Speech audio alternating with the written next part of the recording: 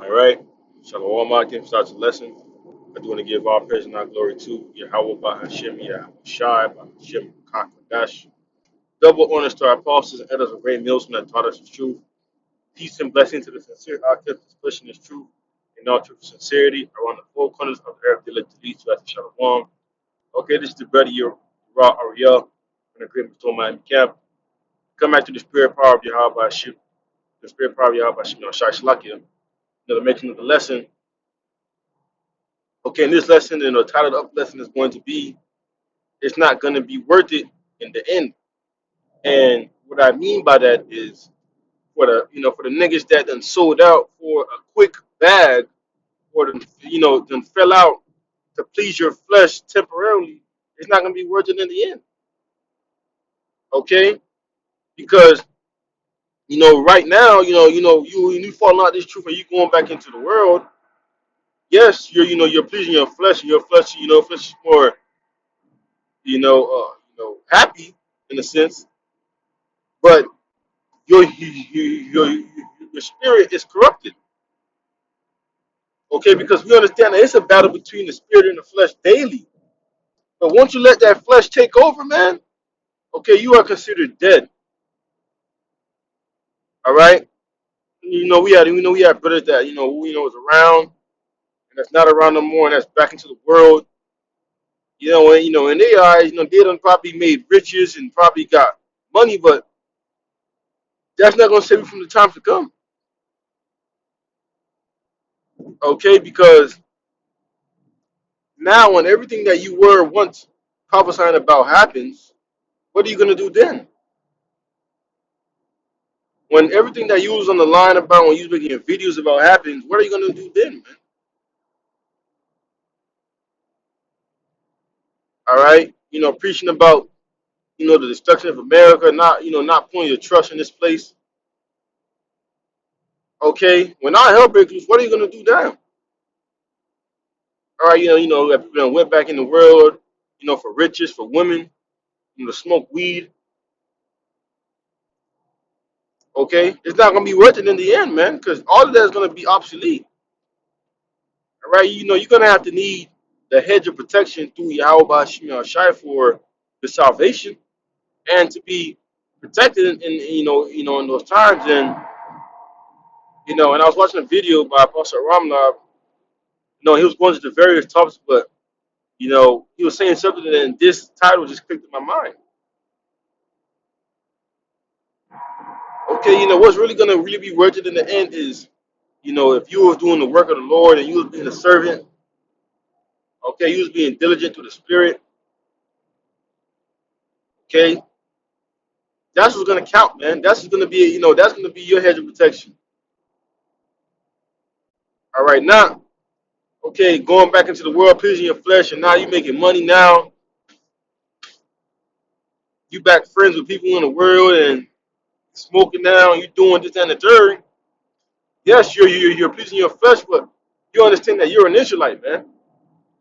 Once everything that we sing happens on a full scale to where it's undeniably in your face, that's when you are going to know that what we were saying, well, it was been true. But that's when you want to know, and your spirit is going to be condemned because you know what's the truth. Okay, you understand what the truth is, man. All right, you were once preaching, you were once on the highways and byways, so you have an understanding of this truth. You know what this shit gonna get to.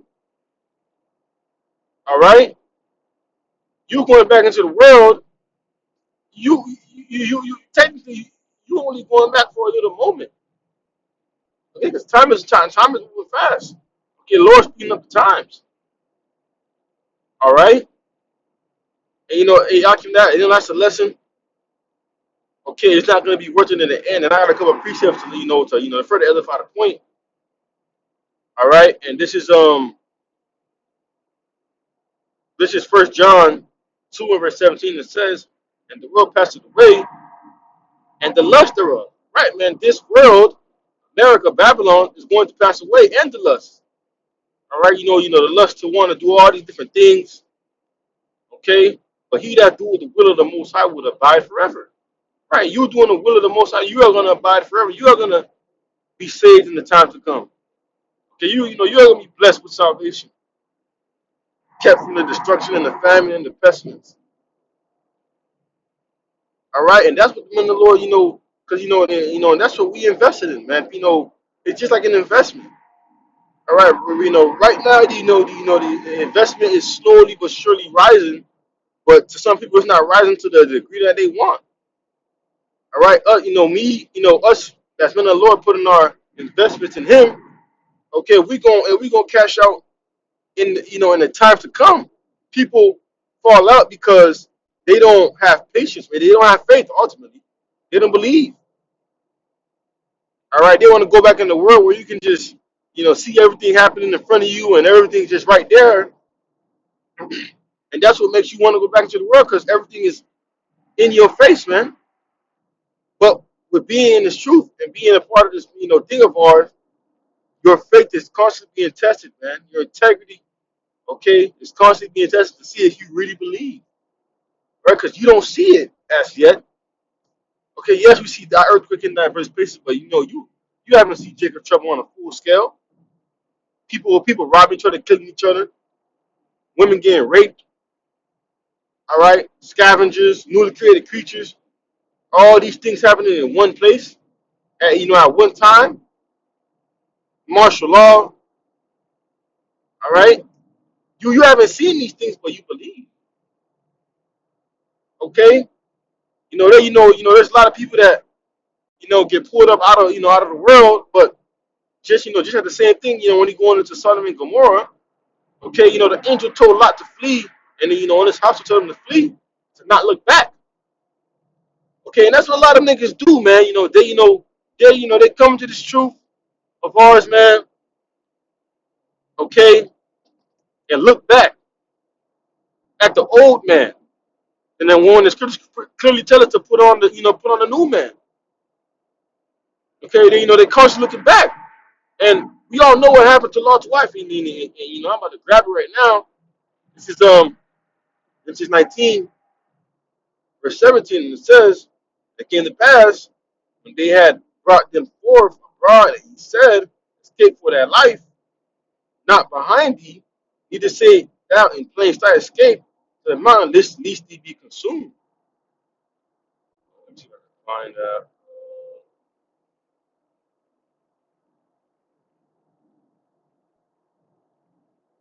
it right here. And it says, and I'm gonna jump to verse 24, and it says, "Then the Lord Yahweh rained upon Sodom and Gomorrah, brimstone and fire from the Lord out of heaven. And he overthrew those cities and all the plain and all the inhabitants of the cities and that which grew upon the ground." Right, showing you the great destruction that the Lord did to Sodom and Gomorrah.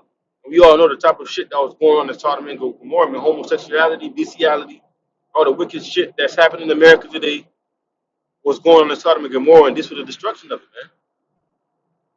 It says, but his wife looked back from behind him, and she became a pillar of salt.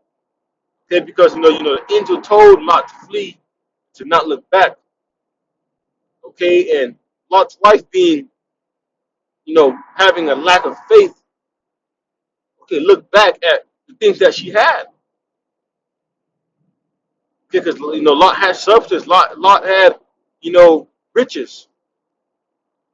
So her being not faithfully grounded, looked back at what Lot used to have and was turned into a pillar of salt after the angel told him not to look back. That's what happened with a lot of niggas, okay, that come into this truth, man. They come into this truth, all right, for a little moment because either a friend or it's beneficial to them. We got brothers here, okay. Some niggas, you know, they didn't have that brothership and that brotherhood, and then they come into this truth, okay, and then now they feel complete, but in their mind, they still want to do nigga shit, okay. In their mind, they don't really believe for real. Okay, they was once a part of this, this truth, bringing, bringing the word back, preaching, and then out of nowhere they just fall out, man. And then, if they're really sincere, okay, because if you, God forbid, Lord forbid that, say if you do get kicked out of GMS or kicked out of a camp, that doesn't mean to stop preaching. That doesn't mean to give up. Okay, you could just still do what you got, still watch a video, still show your diligence to the Lord, man. But that's the zeal that you gotta have for your how about Shimon Shai. That's the love that you really gotta have for the Lord. Okay? You really gotta have that want, that fear in you to always reverence the Lord no matter what, man. Same situation doesn't happen, you get kicked out of the camp. Does that mean you go back into the world and stop being start being a nigga? No, man. Keep doing what you've been doing. Hey, go on the highways and byways. Keep watching the elders and apostle videos. Give tithes if you have to. Still show the brothers that, hey, I may not be around, but hey, I'm still doing the work because I believe. You gotta understand that you in this truth by yourself. You're not in this truth for your brothers, man. Because the brothers are here to help you. All right. But all in all, you in this truth by yourself, man. Okay? You are ultimately in this truth by yourself. Our elders and apostles, our bishops, our camp leaders that we have, okay, they cannot save us, man. All right? Only you believing can save yourself. You being diligent can save yourself.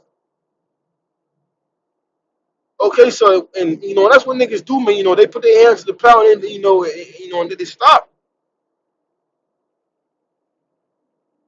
All right, keep being diligent, but understand that only people that's gonna do that are people that really have a genuine and 100% belief in Yahweh Shema Shai and our faith based, man, a faith grounded in the Lord.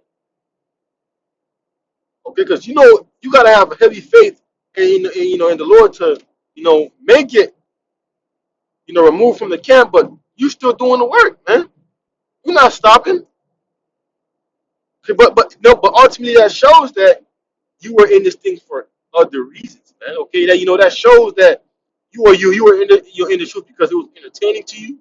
You didn't believe, you just like bros hanging around, eating chicken and drinking, helping you out.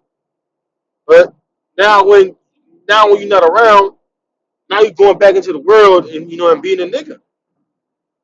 Okay, and it's good that the Lord remove these type of men around from us, man, because those men are not genuine. They don't actually believe. Okay, and I got one last precept, and then I'm ending off on this. Is Luke 9 verse 62, and it says, and Yahweh said unto him, no man having put his hand to the plow and looking back is fit for the kingdom of the Most High. That's right, man. Yeah, you got to be 100%, really about this thing, man. Putting your 100% effort into Yahweh Shimon Shai. Okay, if you're a prophet, be a prophet. If you're a help, be a help. Okay, if you put the hands to the plow, hey, keep going, man. Don't look back. And that's what a lot of people do, man. They look back, at the world and shit that they wanted to do in the world, and then they come into the truth and they try to entangle it with both, but it doesn't work like that, man. All right, scripture say to put off the old man, and then you become a new man. Okay, that old man wanted to do that shit in the world. All right, but you being reborn again through the Spirit, you supposed to cast those things away, man. Okay, so hey, low in this lesson is edifying.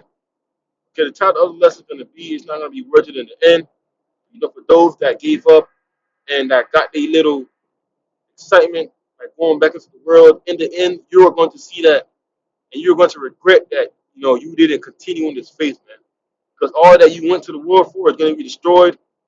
Okay, and us men of the Lord that have been constantly doing the work are going to be saved in the time to come.